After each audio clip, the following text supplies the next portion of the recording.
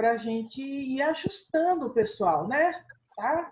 Eu também me adapto aí, estou tentando me adaptar, tentando fazer da melhor forma, tá, pessoal? Isso daí eu quero que vocês fiquem tranquilos.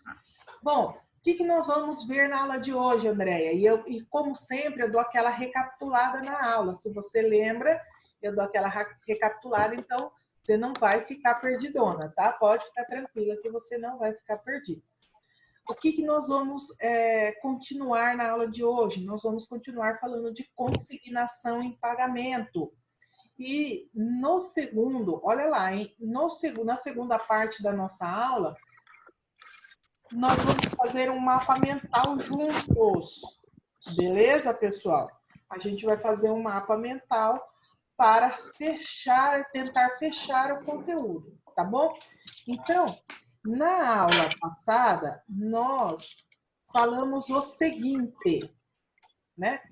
Que o pagamento, ele é direito do devedor. E esse pagamento, ele tem por condão a liberação do devedor dessa relação obrigacional, né? Só que muitas vezes esse pagamento ele sofre algum óbice. O que isso significa, Tati? Ora, significa que por algum motivo, por alguma razão, esse pagamento ele não consegue ser efetivado como, né, gostaria. Espera aí que tem alguém falando comigo aqui no chat. Pessoal, quem está com o microfone aí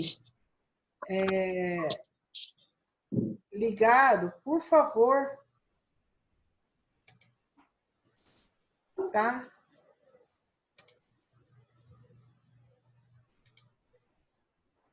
Acho que agora deu tudo certo. Beleza, tá certo? Pode ser que, né, não seja viável, né, o pagamento, ou porque o próprio credor se recusou a dar a quitação, ou porque existe litígio com relação a quem deva receber. Várias situações que estão descritas lá no artigo 335 do Código Civil. E daí, como é que esse devedor deve proceder? Ele vai consignar o pagamento. É a chamada ação de consignação em pagamento. Andréia, é uma forma de extinção das obrigações. É uma forma especial de extinção das obrigações. É isso que nós estávamos estudando. Nós vimos também... Oi. Elisângela, bom dia. Essa aula de hoje já está no material daquele que você tinha postado semana passada ou não? Tá no material. Tá bom. Eu postei agora, eu atualizei, tá? E já tá no Drive.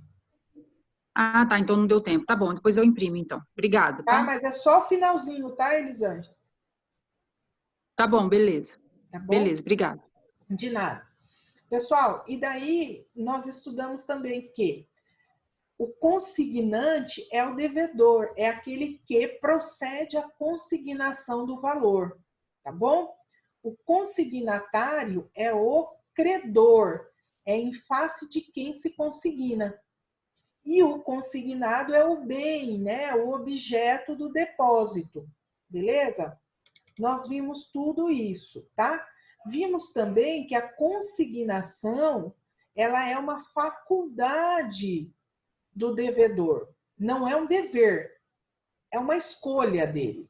Ele pode ou não, né, proceder à consignação, beleza? Olha lá, no 335, pessoal, nós temos as hipóteses de cabimento da consignação e pagamento, tá bom? Quando o devedor pode se valer da ação de consignação e pagamento para efetivar o pagamento. Então, olha o que diz o 335. A consignação tem lugar. E são essas as situações, são essas as hipóteses, né, em que o devedor pode consignar o pagamento. Beleza, pessoal? Estou dando aquela recapitulada da aula passada. Todo mundo me acompanha, né? Uma primeira hipótese, se o credor não puder ou sem justa causa receber o pagamento ou dar quitação na devida forma. Você vai efetivar o pagamento e o credor diz, não vou dar recibo. O que você faz? Você paga?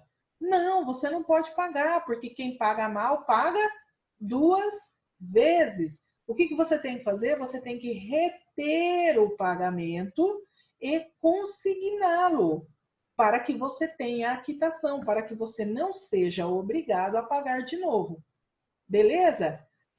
Uma segunda hipótese, se o credor não for e também não mandar receber a coisa no lugar e no tempo, né, devido.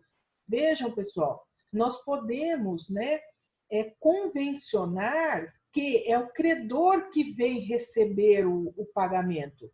Isso nós podemos fazer, a gente pode convencionar isso. Ao invés do devedor ir até ele realizar o pagamento, é o credor que vem receber.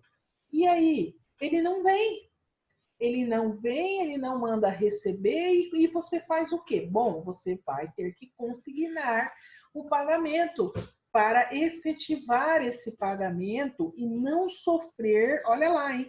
E não sofrer com, né, a mora, com os efeitos da mora.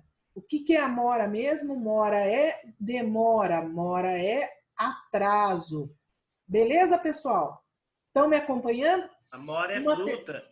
Oi, querido. Amora é fruta. Amora é fruta. Também. Também. Vamos lá. Uma outra hipótese, se o credor for incapaz, né, ou desconhecido, ausente, vejam, né, ele não tem, se ele for incapaz, pessoal, como é que ele vai te dar o recibo de quitação, se ele não pode praticar os atos da vida civil, né? Se ele for ausente, imaginem lá uma situação em que a pessoa, ela é ausente, foi declarada a sua ausência, como é que você paga? Para quem você paga? Nessas hipóteses, você também consigna, né? Ou se há, por exemplo, dúvida, né, de quem deva receber, ou ainda se pender litígio, ou seja, aí o objeto do pagamento, ele é objeto de um processo. Você não sabe para quem que você vai pagar. Se há dúvida, o que você faz? Você consigna o pagamento. Beleza até aqui, pessoal? Nós estamos recapitulando, tá? Aquilo que a gente viu na aula passada. No artigo 336, nós vimos o seguinte, que para que a consignação tenha força de pagamento, ou seja, para que ela efetivamente opere a liberação do devedor, nós não podemos alterar a forma como foi convencionado esse pagamento. Ou seja, né, tem que manter aí as mesmas partes, o objeto, o modo, o tempo. Pessoal, temos que manter todos os requisitos, porque senão esse pagamento não será válido. Nós não podemos alterá-lo.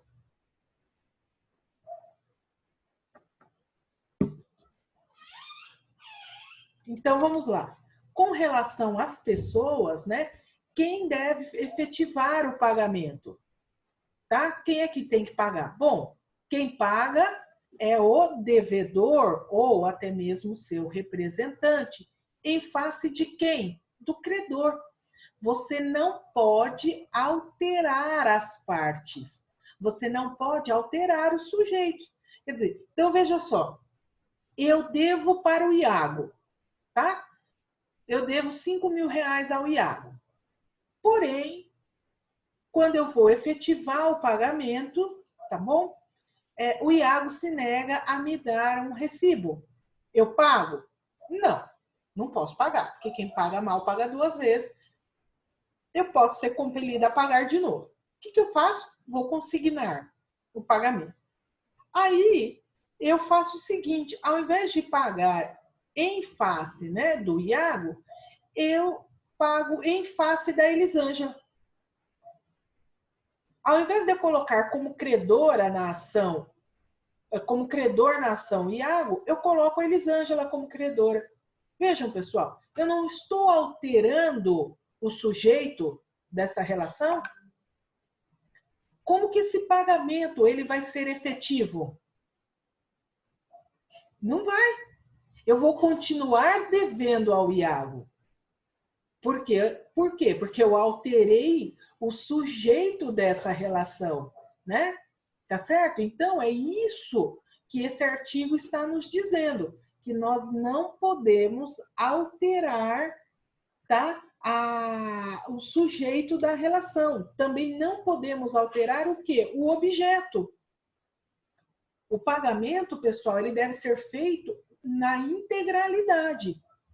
Por quê? Porque se vocês se recordarem, a gente já estudou a teoria do pagamento e nós já concluímos que o credor não é obrigado a receber em parcelas aquilo que foi convencionado o pagamento de uma única vez. Você quer perguntar, Lucas?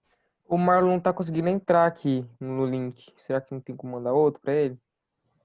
Ele me avisou aqui no privado.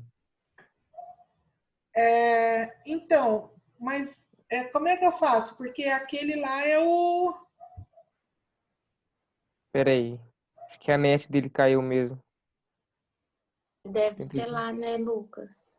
Problema. É. Tô avisando ele. Pode continuar, prof. Desculpa aí. Ah, beleza. Não, imagina. Professora. Oi. Posso fazer uma pergunta? Claro, deve. Lembra que a gente deu aquele exemplo que daí a pessoa não pagou, mas aí pagou para outra que já tinha sido desligado da empresa? Do credor putativo. Daí como que faz para a empresa cobrar essa pessoa que já foi desligada sem ter problema, assim, judicial? Então, sem ação judicial, ele tem que chegar, né, e falar, ó, você recebeu o crédito tal, venha, né, me devolva, me pague. Pode cobrar. Pode cobrar. Agora, se a pessoa se negar a pagar, não tem jeito, vai ter que entrar com uma ação. E no caso, quando mandou essa pessoa embora, se tivesse feito um documento assim para todos os internos, fulano foi, como que fala? Foi mandado embora, assim, esqueci a palavra. Pode isso ou não? Não, não pode, né? Foi desligado da empresa, É isso, desligado. Não pode, né, pessoal? A gente tem que tomar cuidado. Ó, nós estamos lá no direito do trabalho, né? Mas vamos lá, vou dar umas cacetadas. É verdade, senhor. Tô confundindo as aulas. Disfarce. Não tem importância, mas eu vou tentar te responder. Pessoal, a gente tem que tomar cuidado para não gerar um dano moral, né? Você não pode expor o seu empregado, né? Porque senão você pode estar gerando aí um dano moral, você pode aí sofrer uma ação, né, a empresa, né, de responsabilidade, tá? Tem que tomar cuidado com isso. Esse tipo de comunicado não pode acontecer. Não pode rolar. Beleza? Entendi, professora. É que eu confundi, é que foi a Aline mesmo que falou e eu falei nada a ver. Não, beleza, sem problema. É que assim, tem coisa que eu ainda consigo responder, né? Outras nem pensar. Outro dia me fizeram uma pergunta de direito administrativo. Eu falei, gente, pelo amor de Deus, faz isso comigo não. Não lembro mais nada desse negócio, tá? Beleza, pessoal? Tá. Então, ó, presta atenção, ô cara pálida. Olha aí, ó, anota isso. Você não pode fazer o depósito, né, de um valor menor do que o valor devido. Mas não, eu vou depositar esse tanto para ver se ele pega. Não pode. Por quê? Porque não terá o condão de liberar você daquela relação. Olha lá, o Marlon conseguiu entrar agora. Não tem o condão de te liberar daquela relação, tá certo? Para que você seja liberado, o depósito tem que ser integral, tá? O valor todo. Inclusive, pessoal, se tiver juros, se tiver aplicação de alguma multa, você tem que calcular e depositar tudo, tá? Teu cliente não vai querer, mas daí você explica para ele que ou ele faz desse jeito ou não adianta fazer. Beleza? Tranquilos? Vou seguir. Pessoal, quanto ao modo, né, é outro requisito que nós não podemos alterar. Quer dizer, o que isso significa, Tati? Que a maneira que se convencionou o pagamento, ela também não pode ser alterada.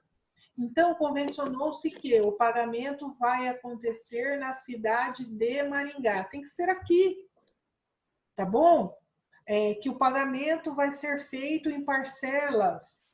É assim que tem que ser, você não pode alterar isso, né?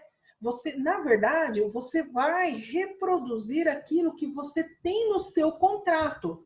A mesma coisa que está convencionado lá, você vai reproduzir na ação de consignação. Então, são R$5.000, são 5 parcelas de R$1.000.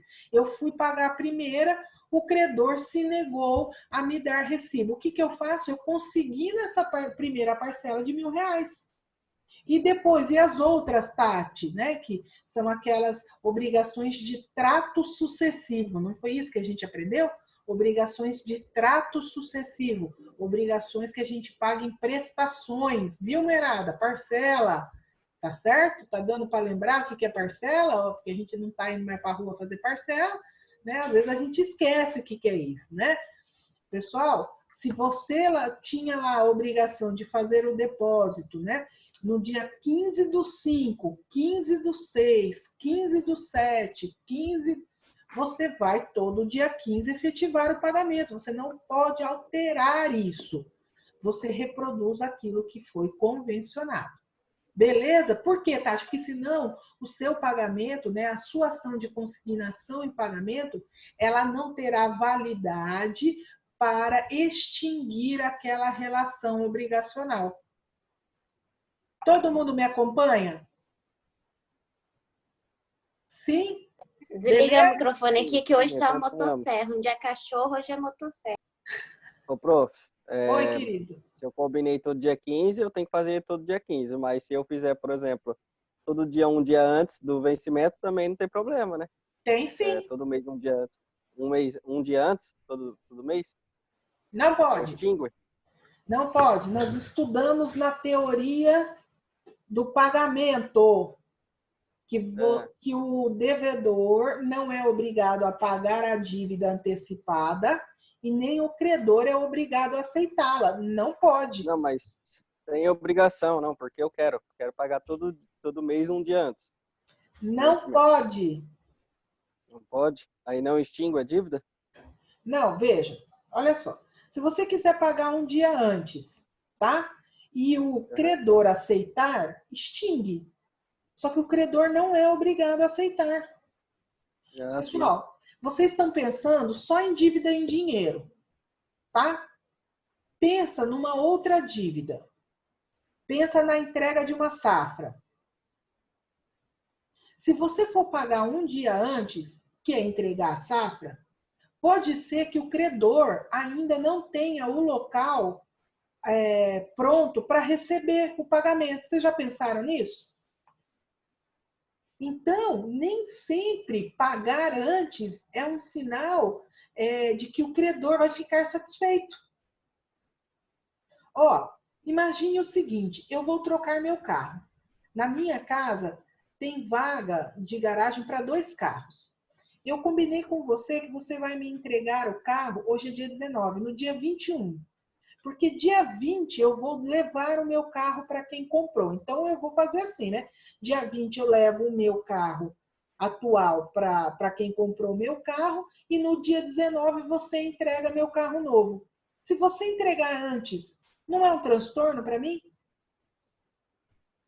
Estão entendendo, pessoal? A gente não pode pensar só no pagamento em dinheiro. Imagine o seguinte, você resolve fazer aí o depósito, né, da quantia antecipadamente. Pode ser que para mim isso não seja vantajoso. A gente não sabe. Então, para que o pagamento seja antecipado, o credor deve concordar. Se ele concordar, extingue a obrigação. Tá, João? Não, quem que me perguntou? Foi o José, né? Foi o José. Extingue a obrigação. Extingue. Se ele concordar, extingue. Mas ele tem que concordar. Cuidado, hein, pessoal? Tá? Beleza? Posso seguir? Pode, prof. Agora ficou mais claro. Ah, beleza. Pessoal, a gente vai conversando, hein? Tá? A gente vai se acertando aí. Moçada, eu tenho mais 4 minutos e meio de aula. Aí depois eu mando o próximo link para você. Quanto ao lugar do pagamento, né? Pessoal, o 337, ele diz isso para a gente, né? Que o depósito, ele deve ser feito no lugar do pagamento. Então, se o lugar do pagamento era Londrina, esse depósito tem que ser feito em Londrina. Ó, presta atenção, porque senão, na hora de fazer essa consignação, o que vai acontecer com você? Você faz a consignação e não observa todos esses elementos e você não exonera o seu cliente, o devedor. E chega ao final da ação, ele ainda é obrigado a pagar as custas. Presta atenção no que a Tati está ensinando, tá? A ação de consignação e pagamento, ela deve ser no lugar em que foi combinado o pagamento. Então, se for no domicílio do devedor, se for no domicílio do credor, você tem que observar isso. Isso é extremamente importante. Por quê? Porque a gente não pode alterar nada disso. A gente não pode modificar. Todo mundo acompanha? Sim? Ô, prof, salvo se o domicílio do credor mora em Vila Rural, sei lá, mora, né, no interior, não tem onde fazer a consignação, né? Daí eu posso fazer numa outra localidade, né? Não, amor, é assim, ó. Ele tem um sítio, mas o sítio ele faz parte da comarca de Maringá, da cidade, do município de Maringá. Vai fazer aqui, né, bem? Se você for consignar judicialmente. Eu falo assim, moro em cidade pequena. Daí não tem onde fazer. Posso fazer numa outra localidade mais próxima? Tá, vamos lá. Vocês estão tendo processo civil, não estão? Vocês estão tendo processo civil. Vocês já viram, né, a questão de jurisdição, não viram? Sim. Já. O que é jurisdição? É dizer o direito ao caso concreto, não é isso? Iuris dicto. Dizer o direito ao caso. Não é isso? Esse aí é um dever do Estado, tá? Por quê? Porque nós temos lá a divisão de poderes e nós temos o poder judiciário, que é aquele que tem por obrigação apresentar solução aos conflitos. Tô certa? Se eu tiver errado, vocês me corrigem. Aí, moçada, o que acontece? Esse conflito, né, ele deve ser resolvido por um juízo. Que juízo? O juízo competente. Quem é o juízo competente? É a tal da competência. Quem tem competência? A competência é um pedacinho da jurisdição. Imagina que o Estado pegou toda a jurisdição, todo esse poder de dizer o direito ao caso concreto e dividiu, separou. Um pedacinho para cada comarca, no nosso caso. Tá? Então, veja, se essa situação acontece numa localidade em que não tenha, presta atenção, José, em que não tenha... Estou olhando aqui, prof. Então tá. No celular. Que não tenha, né, que não seja comarca, não tenha um fora ali, com certeza ele faz parte de uma comarca. Maringá, tá? Paranavaí, não atende só o município de Paranavaí. Maringá não atende só o município de Maringá. Nós temos aí pequenas cidadezinhas, distritos que não são comarca, ou seja, que não tem esse braço do Poder Judiciário ali, que todas as demandas vão acontecer em Paranavaí. Deu para entender isso? Então, se você fala assim para mim, Tati, ali não tem justiça, né? Não tem o órgão, né, do Poder Judiciário ali. Ok.